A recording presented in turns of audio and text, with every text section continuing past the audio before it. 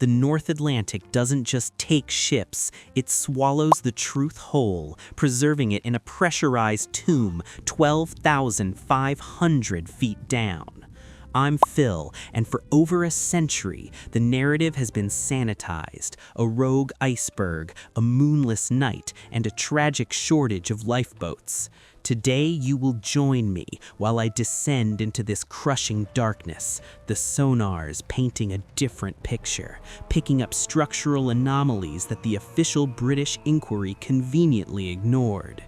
We are not here for the rusted coal or the scattered jewelry of the elite. We are here to identify the precise moment the unsinkable was signed over to the abyss before it ever cleared the mouth of the Test River. Let's bolt.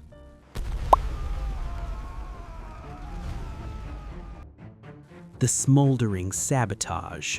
Before the Titanic even struck the iceberg, a massive coal fire had been raging in bunker number 9 for days. This wasn't a flicker, it was a 1,000-degree inferno that the crew was ordered to keep secret. This localized heat treat compromised the bulkhead's structural integrity, specifically in the area where the iceberg would later strike. The steel didn't just dent, it shattered because it had been baked into a brittle state. The high-stakes insurance swap. The elder sister, the Olympic, was a financial liability after a major collision with the HMS Hawk.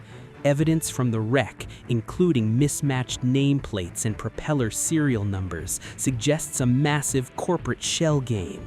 If the Titanic was actually the Olympic, the sinking wasn't a tragedy. It was a calculated insurance liquidation by the White Star Line. The locked cabinet of fate. The lookouts in the Crown's Nest were effectively blind, forced to scan the horizon with the naked eye in a deceptive, flat, calm sea. The key to the binocular locker was in the pocket of David Blair, an officer who was bumped from the crew at the final hour and forgot to hand it over.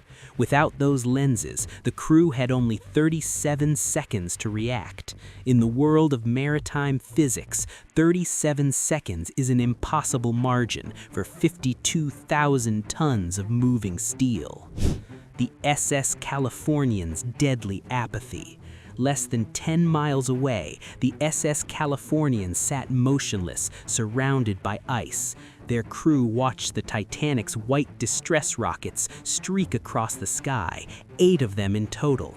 Captain Stanley Lord dismissed them as company signals and went back to sleep. Had he ordered the engines started at the first sighting, the Californian could have been alongside the Titanic before the final plunge, potentially saving every soul on board.